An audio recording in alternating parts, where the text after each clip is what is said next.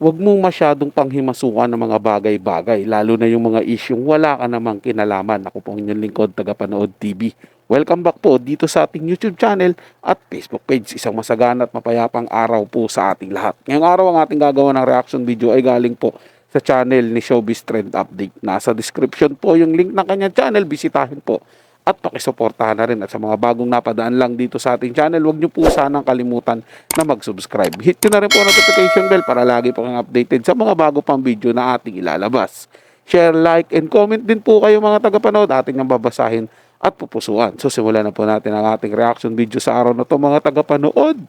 Let's do this! Welcome back sa aking channel. Veteran showbiz columnist Christy Fermin pumalag at hindi nagustuhan ang naging pagpaparinig sa kanya ng aktres Bea Alonzo patungkol umano sa pagsiwalat sa publiko tungkol sa breakup nito kay Dominic Roque. Panoorin at pakinggan ang buong detalye.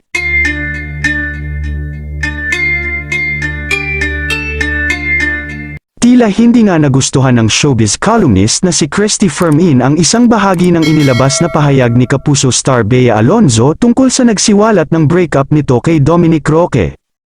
Sa latest episode ng Christy Ferminit nitong Lunes ika-12 ng Pebrero, sinabi ni Christy na dapat ay inagapan daw agad nina Bea at Dominic na magsalita tungkol sa kalagayan ng kanilang relasyon. Paghihimutok ni Christy, kung bakit naman kasi pinatawing toing nyo pa ang panahon, tapos ngayon sisisihin nyo na naman mga press people, social media bashers na naman. Bagamat hindi raw guilty, alam daw ni Christy kung sino ang tinutukoy ni Bea sa nasabing pahayag. Matatandaang bago pa man, kumpirmahin ni Asia's King of Talkboy Abunda ang hiwalayan ng dalawa. Tinalakay na sa vlog ni Showbiz Insider OG Diaz ang patungkol dito. Depensa pa ni Christy, ako, ang aking sakop, yung politiko, sa politiko, ipaglalaban ko yan, kakantahan ko ng ipaglalaban ko yan hanggang sa dulo ng mundo.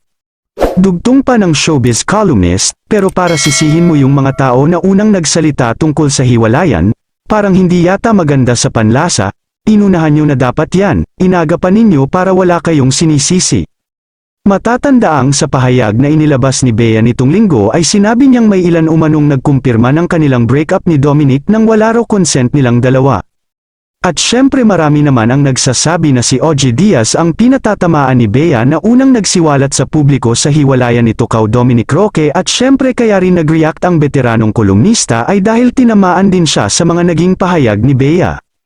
Ganun pa man ayon sa kanila ay natural ay dapat lang sabihin ni Bea sa publiko ang breakup nila ni Dominic Roque, dahil public figure sila dahil kung hindi daw nila aaminin ito sa publiko, ay kawawa naman ang mga fans nila na walang kaalam-alam na hindi na pala matutuloy ang kasal nilang dalawa. Samantala, kasalukuyan ngayong nasa Singapore si Bea Alonzo kasama ang kanyang pamilya na umiiwas muna sa kamera para makaiwas stress at makalimot sa breakup nila ni Dominic Roque. Kayo mga ka-showbiz, anong masasabi nyo sa ating showbiz topic ngayon? Kung may opinion kayo ay magkomento lang kayo sa aking comment section. At syempre kung bago pa lang kayo sa aking channel ay mag-subscribe na kayo para lagi kayong updated sa mga showbiz trends na ina-upload ko. Maraming salamat po. Yun lang. Alam nyo naman na nasa showbiz kayo. Natural lang po. Maraming mata ang nakatingin sa inyo. Lalong-lalo na po yung mga kolumnista na yan. Lalong-lalo na po yung mga marites na mga nag-aabang na mga issue kung anong nangyayari sa mga celebrity. Talagang mapapabalita at mapapabalita po kayo kaagad yan kapag meron sumingaw sa inyo. Dapat tama po si Manay Christy na dapat inagapan nyo yan 'Di ba? Para hindi po sumingaw agad sa mga press people. Sila kayo na dapat unang nagsalita. Dapat kung ayaw din po pala ma-issue agad ni Bea Alonzo, dapat siya na lang mismo nagsabi, 'di ba? Patawag siya ng press conference at inamin niya doon na hiwalay na sila. Ba? Para hindi po manggaling sa ibang tao na naghiwalay na sila ni Dominic Roque kung nasasaktan pala siya ng ganito. Di ba po mga tagapanood, anong opinion nyo dito? Ba? Kasi trabaho po yan ng mga kolumnista Lalo na yan, veterana na po dyan sa showbiz yan si Manay Christy. Marami po yung mga, yung mga tenga, mga mata, ng mga mag-aabang kung anong makakakuha sila ng source nila para maibalita po nila, mabahagi nila sa publiko. Yan po yung pinahanap buhay nila mga tagapanood. Ang humanap na pwedeng ibalita o ibahagi sa mga marites din sa labas ng showbiz. Marami pong humahanga kila Dominic at Bea Alonzo. So, siyempre nga naman, Kaysa umasa po yung mga tagahanga po nila na matutuloy yung kasal nila, tapos bandang huli hindi pala tuloy yung kasal nila dahil hiwalay na po sila. Di po ba? Di ba masaklap yun mga tagapanood? Niloloko lang po nila yung tao. Siyempre, public figure nga po yan sila. Marami pong umuidolo yan sa kanila. Marami po silang tagahanga. So, dapat po talaga, sinasabi nila, kawawa naman po yung mga tagahanga nilang umaasa po na ikakasal sila, tapos bandang huli hindi po pala.